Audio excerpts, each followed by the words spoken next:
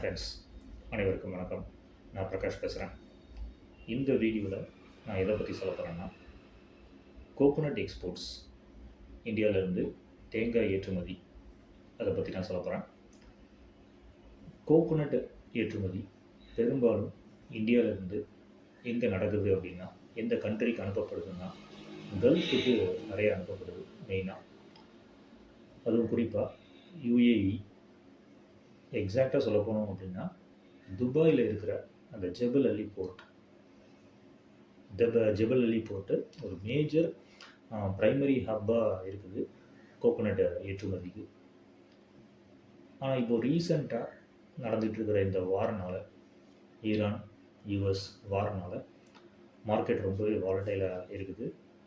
Because shipping disruptions இருக்கிறதுனால, red சீலையும் west ஏஷியாலையும் நடந்துகிட்ருக்கிறதுனால ஏற்றுமதிக்கான அந்த variety எடுத்துக்கிட்டிங்கன்னா, பெரும்பாலும் துபாய் ஜெபல் அலி போர்ட்டுக்கு அனுப்பப்படுற அந்த தேங்காய் செமி ஹஸ்க்டு கோகோனட்டாக இருக்குது. உங்களுக்கே தெரியும், செமி ஹஸ்க்டு அப்படின்றது அந்த நம்ம தேங்காயில் அந்த ஐஸ் அப்படிம்பாங்க. கோகோனட்டில் ஐஸ் அந்த 3 டாட்டாக இருக்கும் நமக்கு அந்த அவுட்டர் லேயரில். அதை கவர் பண்ணி நம்ம என்ன இருக்கும் அப்படின்னா அந்த ஹஸ்க் இருக்கும். அது செமி ஹஸ்க்டு. அதையும் நம்ம எடுத்துட்டோம் அப்படின்னா, ஃபுல்லாகவே நம்ம உரிச்சிட்டோம், ரிமூவ் பண்ணிட்டோம் அப்படின்னா அது ஃபுல்லி ஹஸ்க்டு கோகோனட் ஆகிடுது. ஆனால் செமி ஹஸ்க்டு கோகோனட் தான் பெரும்பாலும் ஏற்றுமதி செய்யப்படுது யுஏஇக்கு. அதே மாதிரி கலர் எடுத்துக்கிட்டிங்கன்னா, அந்த ப்ரௌன் கலர், பிஸ்கட் கலரில் இருக்கும்ல, அந்த கலர் மெச்சூர் கோகோனட்ஸ். இந்த கோகோனட்ஸ் தான் பெரும்பாலும் ஏற்றுமதி செய்யப்பட்டிருக்குது யுஏஇக்கு. மெயினாக ரமதான் மாதிரி ஒரு ஃபெஸ்டிவ் சீசனில் இதுக்கான டிமாண்ட் ரொம்பவே அதிகரிக்கும் கோகோனட்ஸுக்கு. வேல்யூ ஆடட் ப்ராடக்ட்ஸ் எடுத்துக்கிட்டிங்கன்னா, கோகோனட்டில் இருந்து தயாரிக்கப்படுற டெசிகேட்டட் கோகோனட், அதுக்கப்புறம் கோகோனட் ஆயில், அது விர்ஜினாக இருந்தாலும் சரி, ரீஃபைண்டாக இருந்தாலும் சரி, அதுக்கப்புறம் கோகோனட் பவுடர், இதுவும் மேசிவ் லெவலில், அதிக அளவில் ஏற்றுமதி ஆகிட்டுருக்குது. நான் ஆல்ரெடி சொன்ன மாதிரி மெயினாக துபாயில் இருக்கிற ஜெபல் அலி போர்ட், அந்த துறைமுகத்துக்கு அதிக அளவில் நான் சொன்ன இந்த ப்ராடக்ட்ஸ்லாம் ஏற்றுமதி ஆகிட்டுருக்குது. அதுக்கப்புறம் இதுக்கான அந்த லாஜிஸ்டிக்ஸ் அண்டு டிரான்சிட் பற்றி இப்போ நான் சொல்கிறேன். மெயின் போர்ட் எடுத்துக்கிட்டிங்கன்னா, கொச்சின் வழியாக ஏற்றுமதி நடக்குது, மங்களூரு வழியாக ஏற்றுமதி நடக்குது, மும்பை போர்ட் வழியாக நடக்குது, சென்னை போர்ட் வழியாக நடக்குது, அதே மாதிரி தூத்துக்குடி போர்ட் வழியாகவும் ஏற்றுமதி ஆகிட்டு இருக்குது. இந்த டிரான்சிட் டைம் எடுத்துக்கிட்டிங்கன்னா, மெயினாக மும்பை போர்ட்டு அண்டு மங்களூரு போர்ட்லேருந்து நீங்கள் ஏற்றுமதி செய்கிறீங்க கோகோனட்ஸ்னால், ஷிப்பிங் டைம் வெறும் 5லேருந்து ஒரு 6 நாள்லே ஜெபல் அலி போர்ட்டை ரீச் பண்ணிடும். அதே மாதிரி தேங்காயுடைய விலை ரஃப்பாக ஒரு 13 கிலோகிராம் பேக் எடுத்துக்கிட்டிங்க அப்படின்னா, அந்த 13 கிலோகிராம் பேக்கில் அப்ராக்சிமேட்டாக ஒரு 25 கோகோனட்ஸ் அதை நம்ம ஃபில் பண்ண முடியும்.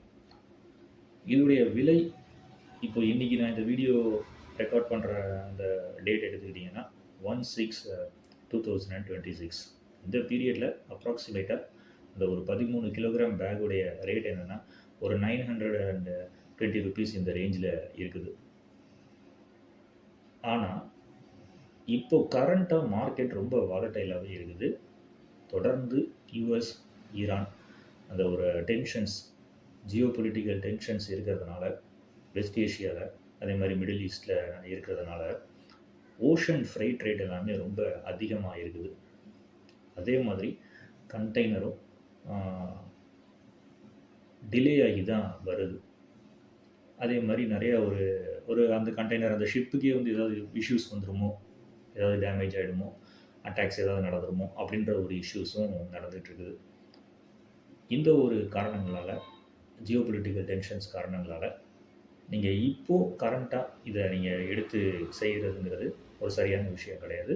ஆனால் ஒன்ஸ் இந்த geopolitical tensions, war between US and ஈரான்லாம் அது வந்து அந்த பிரச்சனைகள் சால்வ் ஆனதுக்கப்புறமா ரெட் சி, வெஸ்ட் ஏஷியா, இந்த மிடில் ஈஸ்ட் ரீஜியனில் ப்ராப்ளம்ஸ்லாம் சால்வ் ஆன பிறகு கோகோனட் அப்படின்றது ஒரு நல்ல ஒரு கமாடிட்டியாக இருக்கும் நீங்கள் ஏற்றுமதி செய்கிறதுக்கு.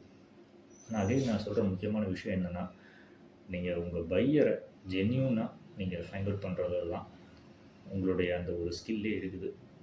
பையர்ஸ் அப்படின்றத நீங்கள் அந்த அப்ராடில் நீங்கள் டைரெக்டாக விசிட் பண்ணி அவங்கக்கிட்ட நீங்கள் ஆர்டர்ஸை எடுக்கிறது அப்படின்றது ஒரு புத்திசாலித்தனமான ஒரு விஷயமா இருக்கும். ஏன்னா ஆன்லைன் மூலமாக நம்ம பையர்ஸ்லாம் நம்ம ஃபைண்ட் அவுட் பண்ணிக்கலாம். பட் அவங்க பேமெண்ட் தருவாங்களா இல்லையா அப்படின்றதுலாம் நிறைய கொஷின் மார்க் இருக்குது. ஆனால் நீங்கள் டைரெக்டாக நீங்கள் ஒன் டைமாவது நீங்கள் விசிட் பண்ணியிருக்கிறீங்க அப்படின்னா, அதேமாதிரி அங்கே உங்களுக்கு ஒரு ஏஜென்ட் இருக்காங்கன்னா நிச்சயமாக நீங்கள் இந்த பிஸ்னஸில் நீங்கள் முயற்சி பண்ணி பார்க்கலாம். ஏற்றுமதி தொழில் நான் மெம்பர் ஒன்லி வீடியோஸ் மூலமாக டீச் பண்ணியிருக்கேன். நீங்கள் இப்போது இந்த ப்ளேயால் நான் கிளிக் பண்ணுறேன்.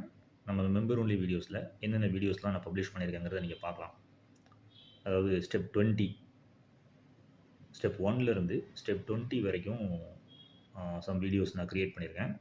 இப்போது நீங்கள் பார்க்குறீங்க ஸ்டெப் 1, ஸ்டெப் 1லேருந்து ஸ்டெப் 20 வரைக்கும் சம் வீடியோஸ் க்ரியேட் பண்ணியிருக்கேன். அந்த வீடியோஸ் மூலமாக நீங்கள் எப்படி ஏற்றுமதி தொழில், அதாவது ஒரு குட்ஸை எப்படி இந்தியாவிலேருந்து அப்ராடுக்கு அனுப்பி வைக்கலாம் அப்படின்றத நீங்கள் தெளிவாக கற்றுக்க முடியும். இது தவிர நீங்கள் பார்க்குறீங்க நிறைய வீடியோஸ் நான் பப்ளிஷ் பண்ணியிருக்கேன், எப்படி எக்ஸ்போர்ட் பிஸ்னஸ் பண்ணுறது அப்படின்னு சொல்லி. கிட்டத்தட்ட 70+ வீடியோஸ் மெம்பர் ஒன்லி வீடியோஸ் இருக்குது.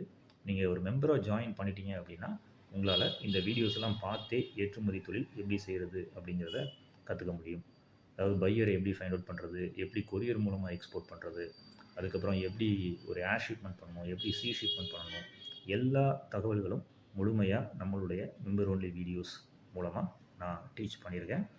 தேவைப்படுறவங்க ஒரு மெம்பராக ஜாயின் பண்ணிவிட்டு நீங்களும் கற்றுக்கிடலாம் ஏற்றுமதி தொழில். கீழே டிஸ்கிரிப்ஷன் பாக்ஸில் டீட்டெயில்ஸ் எல்லாமே நான் கொடுத்துருக்கேன்.